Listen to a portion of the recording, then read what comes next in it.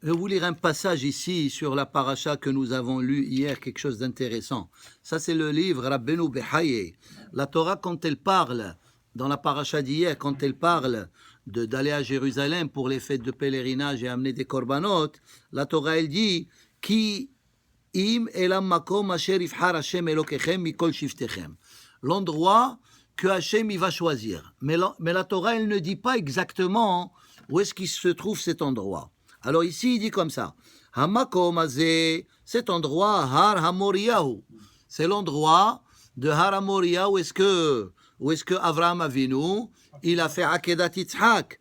Vehaya noda, umefursam ba'umot. Et tous les nations, ils savaient que Har Hamoriya, c'est là-bas où est-ce qu'il y avait Akedat Yitzhak. ואין צריך לומר ישראל במדבר שהיו יודעים מן האבות בהיותם שם עקדת יצחק. Et même nos ancêtres, même malgré qu'ils étaient dans le désert, ils savaient que Har Hamoriya, qui se trouve à Jérusalem, c'est là-bas où est-ce que Avraham Avinu, il a fait Akedat Yitzhak. C'est pour ça que c'est l'endroit le plus saint de l'humanité. D'ailleurs, ça a commencé même avant Avraham Avinu. Par où ça a commencé?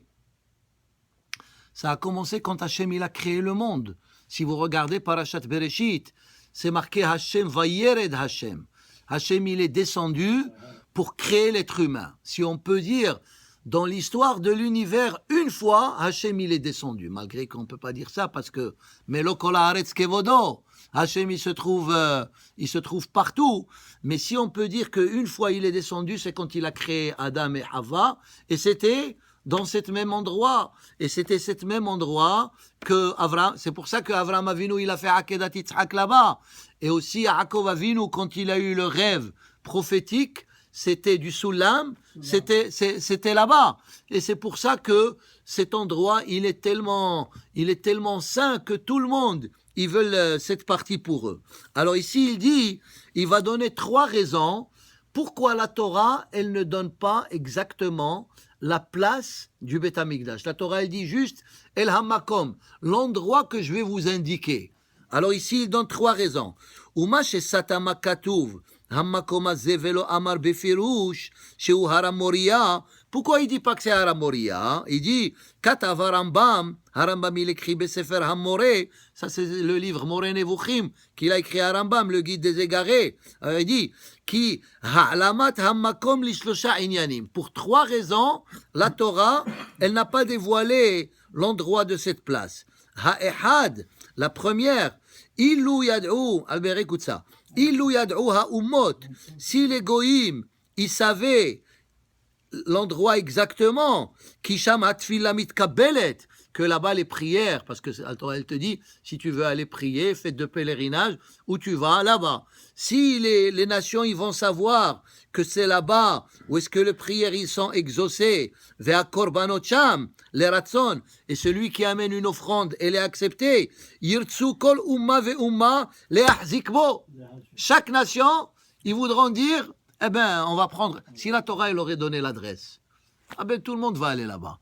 Et regardez, et une fois qu'ils ont su, une fois qu'ils ont su la place, alors voilà, ils l'ont pris. Et il y aura beaucoup de guerres, beaucoup de querelles. Et c'est ce qu'on voit aujourd'hui pour cet endroit. Il y a tellement de sang qui coule. Ben haumot. Alors ça, c'est la première raison. La première raison, c'est quoi on a dit? S'ils vont savoir, les nations, ils vont le prendre. Il y aura des guerres. Ve'asheni, la deuxième raison, qui a Kenaanim yoshvei haaretz, les Kenaanim qui habitaient autrefois, avant que Am Israël vienne s'installer, illu hayu yud'im, ki Israël atidim lirash et artsam.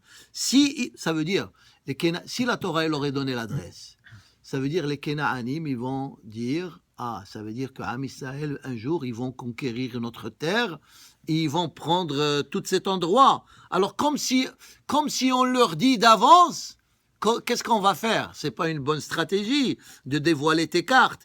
Ki Israël atidim lirash et artsam, vela avod Hashem itbarach, ulhakriv korbenehem beoto makom, parce que là-bas les Juifs, ils vont avoir leur sanctuaire et ils vont prier là-bas, ils vont amener leur korbanot. Hayu mashchitim oto. Ils l'auraient détruit il aurait fait de cet endroit un endroit abominable, Bechol ma shehem yecholim, tout ce qu'ils peuvent. Et ensuite, il donne une troisième raison. Ve'ashelishi, ki ayu hashvatim merivim ze am ze. Même les Shevatim, ils vont se disputer pour avoir cette place pour eux. Ze'imze ve'ehad, kol ehad ve'ehad mevakesh, chacun, shihi hamakom ahu benachalato. Que, parce que dans quelle partie il y a eu le Beth Amikdash? Quelle partie? La partie de Binyamin. Si la Torah elle aurait donné l'adresse, alors on va les autres Shvatim, pas eux ils sont déjà décédés, mais leurs enfants, leurs petits-enfants, arrière-petits-enfants, ils vont dire, et pourquoi Binyamin il a eu le mérite que le Beth Amikdash il soit dans son territoire? Yehuda il va dire, moi je le veux dans mon territoire. Yehuda c'est le roi d'Israël, Yosef et les autres. Alors c'est pour ça, pour ne pas qu'il y ait une guerre entre les frères, alors la Torah, elle n'a pas dévoilé l'endroit. Vetipol hameriva ve'amahloket benehem. Il y aura la querelle entre les Shvatim. Kemo shen nafla bebakashat hakeuna. Comme quand Moshe Rabbeinu, il a nommé les Lévi'im Kohanim, qui s'est révolté contre lui. Korah. Il lui a dit quoi? C'est une affaire de famille. Toi, tu es Lévi, et tu as nommé ton frère qui est Lévi. Tu l'as rendu le grand prêtre d'Israël. Alors Hachem, il ne voulait pas qu'il y ait des querelles. C'est pour ça que la Torah, elle n'a pas dévoilé l'adresse exacte de cet endroit. Même Am Israël, il ne savait pas l'endroit exactement. Et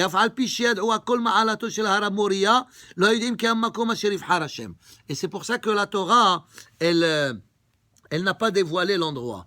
Maintenant, on va dire 3 raisons pourquoi Binyamin, le Beth Amikdash, il a été construit dans son territoire. Qui peut me donner une raison?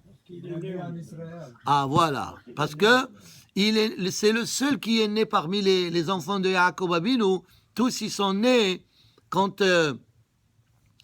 Yaakov, il était chez Lavan, il était chez son beau-père. Hein? Ils sont nés là-bas. Binyamin, il est né quand Rachel Imenu, il est rentré en Eretz Israël. Hein? Même Yosef, il est né quand Yaakov, il était chez Lavan. Alors, étant donné qu'on parle de l'endroit le plus saint de l'humanité, il faut que ça soit dans le territoire de quelqu'un qui est né dans cette terre, qui est la terre la plus sainte. Hein? Ça veut dire, c'est pour ça que c'est Binyamin, c'est dans le territoire de Binyamin. Ça veut dire quelqu'un qui est né en dehors d'Eretz Israël comme les autres Shvatim. Déjà, en soi, c'est un défaut. Ils ne peuvent pas représenter l'endroit du Beth Amikdash. Ça, c'est la première raison. Deuxième raison, pourquoi Binyamin? Il n'a pas vendu son frère. Très bien. Hazak Yaakov, aujourd'hui tu es fort. Alors, tous les frères, ils ont participé à Mechirat Yosef, la vente de Yosef.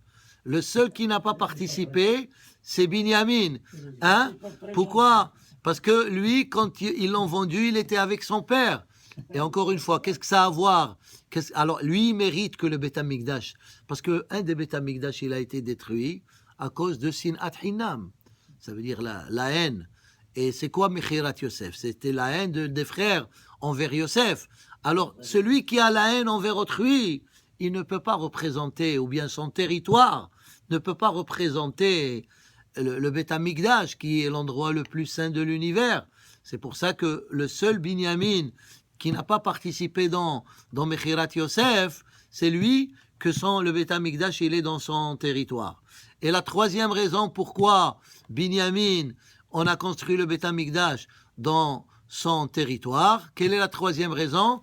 Parce que c'est le seul qui ne s'est pas prosterné devant Esav. Quand Yaakov il a fait la paix avec Esav, il est venu, et pour faire un peu de diplomatie, il s'est prosterné 7 fois devant Esav. Et tous les enfants, ils se sont prosternés devant Esav pour montrer leur soumission. Hein? Et le Talmud, il dit, c'est comme ça qu'il faut agir. Quand on a des fois des frictions, il faut baisser la tête jusqu'à ce que le vent, il va passer. Alors Yaakov Avinu, pour faire la paix, il a baissé la tête, il s'est prosterné devant Esav 7 fois. Le Zohar, il dit en réalité, il s'est présenté il s'est prosterné devant la Shekhinah. C'était pas devant Esav, c'était Vaishtahu, c'était devant la présence de Dieu qui est venu le protéger. Alors tout le monde s'est prosterné devant devant Esav, à l'exception de Binyamin. Pourquoi? Parce qu'il n'était pas encore né. Hein? Et encore une fois, qu'est-ce que ça a à voir avec le Beth Amikdash? C'est parce que dans la Torah, Esav, c'est le symbole du mal. Hein? Hein? Et quand on se prosterne devant le mal, on ne peut pas représenter la divinité de Hakadosh Baruch Hu. Hein? Pour représenter la divinité de Hakadosh Baruch Hu, il ne faut dans aucun cas, même dans ce cas-là où Yaakov Avinu, il devait faire le shalom, hein? Même dans ce cas-là, il ne faut pas se prosterner. D'ailleurs, le Zohar, il reproche à Yaakov Avinu pourquoi il s'est prosterné, et c'est pour ça qu'il dit non, il s'est prosterné devant la Shekhinah.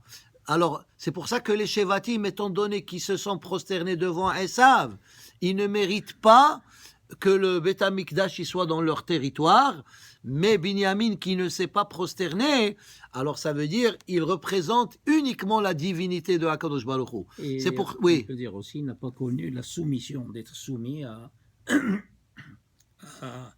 un autre pouvoir, pardon, quelqu'un qui le met sous un joug.